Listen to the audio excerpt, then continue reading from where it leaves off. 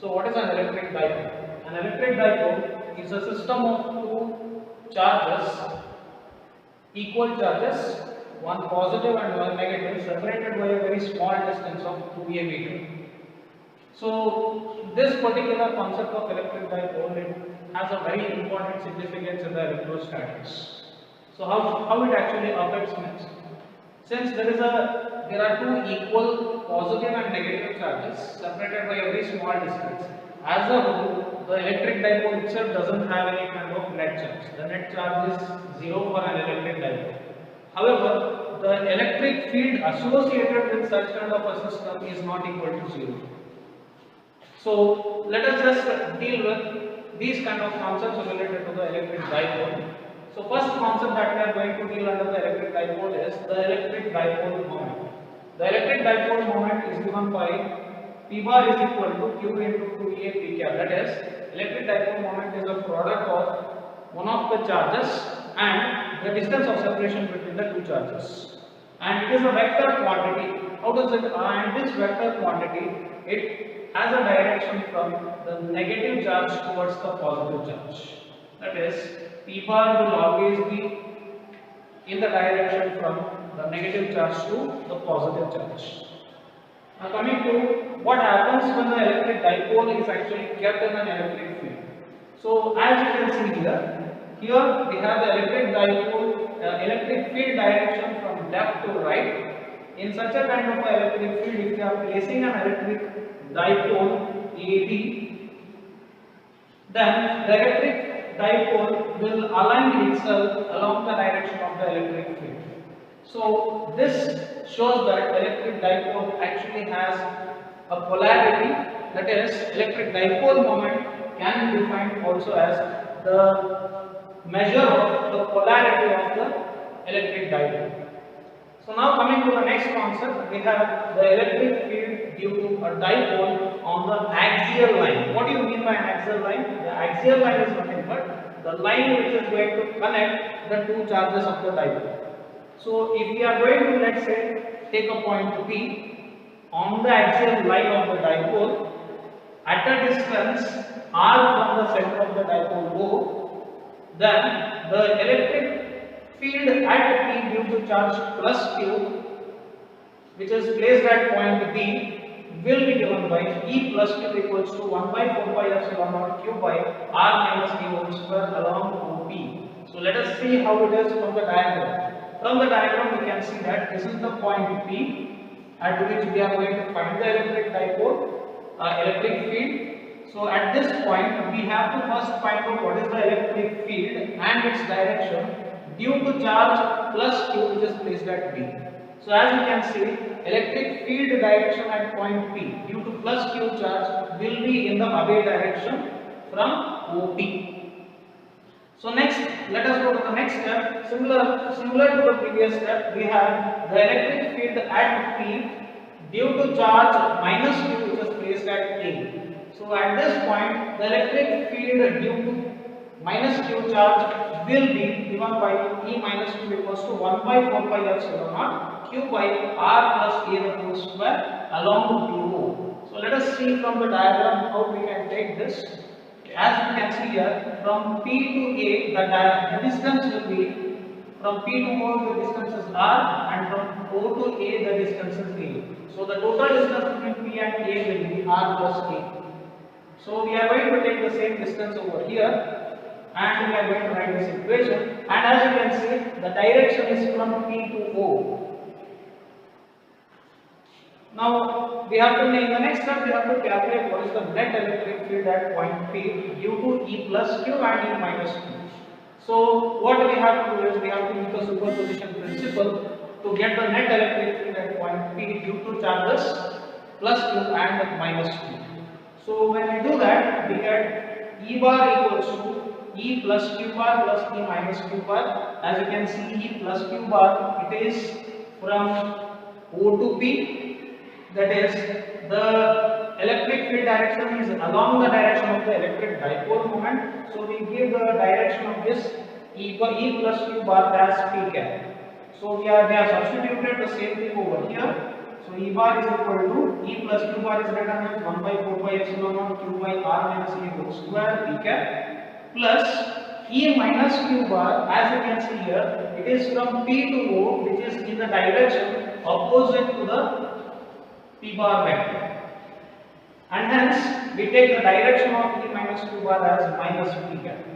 So when we consider these two, we can see that the E minus Q bar I can write it as 1 by 4 pi epsilon naught Q by R plus A whole square minus P cap. Now we take the common terms outside the bracket. So we have Q by 4 pi epsilon naught outside the bracket, and we are going to take the difference between 1 by R minus A whole square and 1 by R plus A whole square, and we also take the P cap as a common. We have taken this minus sign over here, minus into plus will be minus, so that's how we got the minus over here. So now we are going to do some algebraic workout over here.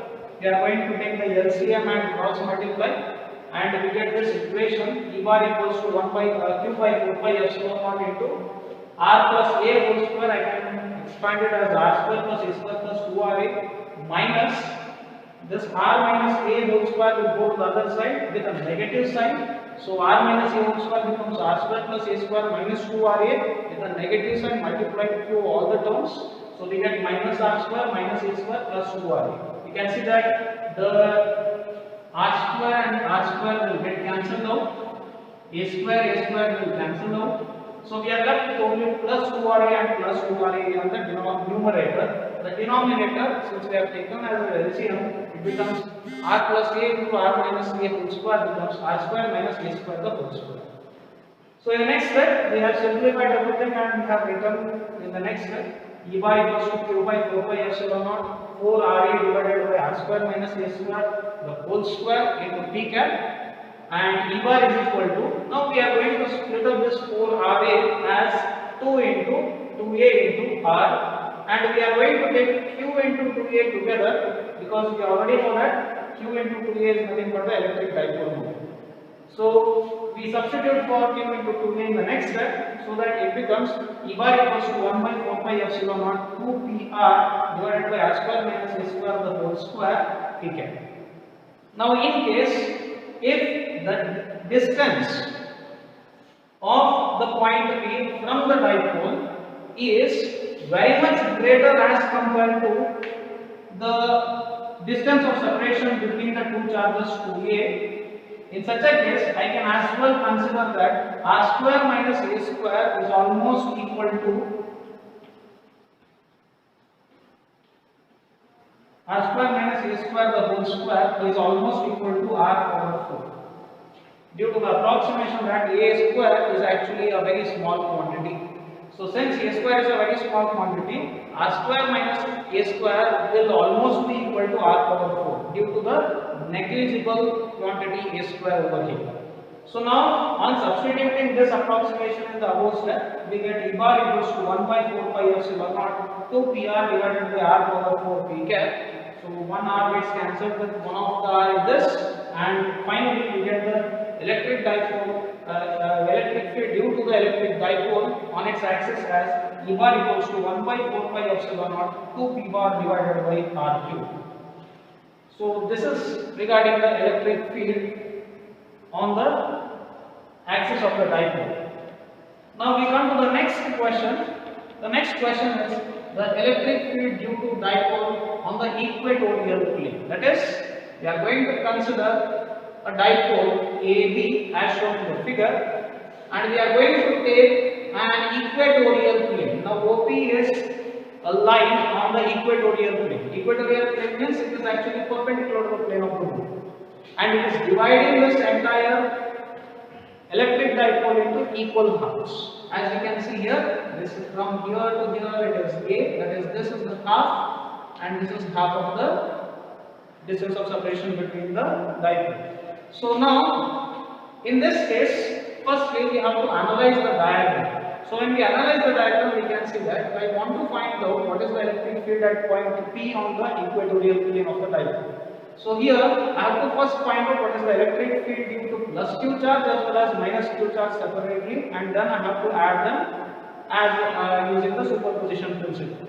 However, we also have one more way of doing this. The other way is by taking the components, that is the vertical and the horizontal components, and adding the vertical components and adding the horizontal components. So we are going to use the second method over here. So firstly, as you can see in the diagram, the point P on the equatorial plane is at a distance r from the dipole, that is from the center of the dipole, and the electric field at P due to charge plus Q is along AT and extended, and electric field at P due to minus Q charge at P is from P to B because it is a negative charge over here. So now if we have to write the expression, we can see that E1, that is electric field due to charge plus Q at A at a point P on the equatorial plane will be given by E1 equals to 1 by 4 pi epsilon naught Q by R square plus A square along the AB. This we are going to take it as equation number 1. This is only the magnitude of the electric field and not the entire electric field vector that we have taken. We have represented the direction as in terms of the wordings instead of writing it in terms of notation. The next one is electric field at P due to minus Q charge, that is at P due to this charge. If we have to find it out, we can see that electric field is E2 is equal to 1 by 4 pi epsilon naught Q by R square plus A square along PB. Now here in both the cases I have taken the denominator as R square plus A square. However, the electric field vector is usually given by E is equal to 1 by 4 pi epsilon naught Q by R square. Now as you can see this is R, this R is nothing but the distance from the point to the source charge. So this distance is R root of R square plus A square. So when I square it, I get it as R square plus A square alone. I don't get a square outside the bracket. So I am going to use the two equations. Now from the two equations we observe that although they are in different directions, they have the same magnitude as you can see here. E1 is also 1 by 4 by epsilon naught Q by R square plus A square, and E2 also is the same.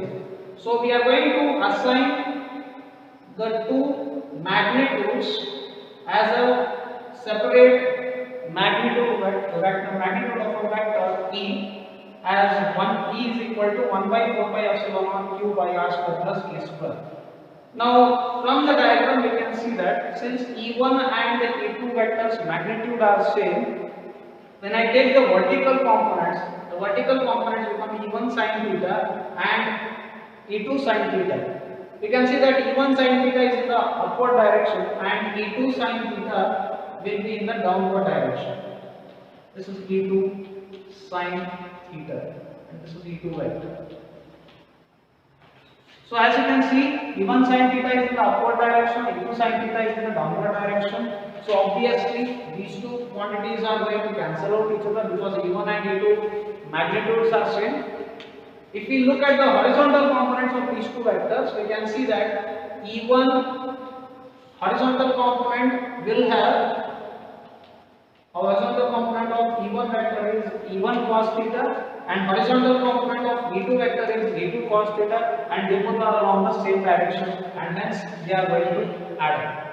So we are going to add the two vectors. E net vector equals to E1 cos theta plus E2 cos theta minus P cap. Now just have a look at this. Here the P bar vector is along this direction.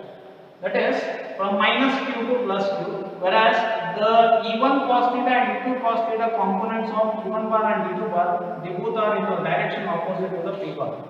And hence we are going to take the unit vector representing the direction of the electric field, net electric field vector as minus P cap. Now we also have seen that E1 bar, E1 magnitude of E1 and magnitude of E2 equals to E is equal to 1 by 4 by epsilon naught Q by R square plus A square. So we are going to use this equation. Along with it, in the diagram we also have the value for, we have the substitution for cos theta. So let us just have a look at it. Cos theta, we can see that if we are going to take this triangle APO, we can see that cos theta is nothing but A divided by root of R square plus A square, that is adjacent side by hypotenuse. So from this, we can see that cos theta equals to Ia by root of r square plus a square. We are going to substitute these two in the equation for electric field vector, that is equation number 4. So when I substitute in equation number 4, we get E net bar equals to 2E cos theta minus P cap. And on substitution for E and cos theta, we have E net bar equals to 2 into 1 by 4 by epsilon naught q by r square plus a square into a by r square plus a square to the power half into minus p cap. This power half is nothing but the root. So in the next step, we are going to take everything together by simplification. So on simplification, we get E net bar equals to minus, I have taken it over here, so it became minus at the start. So minus 1 by 4 pi epsilon naught into q into 2a divided by r square plus a square to the power 3 by 2 p cap. Now just have a look at this. R square plus a square into r square plus a square power half will become r square plus a square to the power 3 by 2. So with this equation, we are going to substitute for q into 2a as p, that is the electric dipole moment. So when I substitute, we get E net bar equals to minus 1 by 4 pi epsilon naught into p divided by r square plus a square to the power 3 by 2 p cap. Make sure that the minus sign is written in each and every step.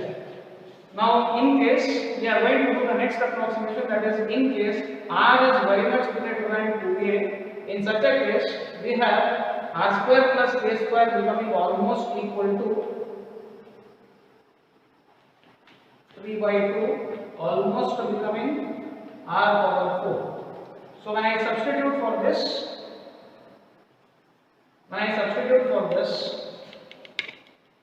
we end up with the equation 1 by 4 pi epsilon naught into p bar divided by r power 3. So this is the final expression, and you can see that E net bar is inversely proportional to the cube root of r, cube of r. So from this we can understand that electric field vector due to an electric dipole is not similar to what we have in case of electric field due to a point charge. Since it is a 2-point charges, the net electric field vector will always vary as the inversely vary as the cube of the distance from the dipole. So this is about the electric dipole and the electric field due to the dipole in two cases. So I hope everyone has understood this. Thank you.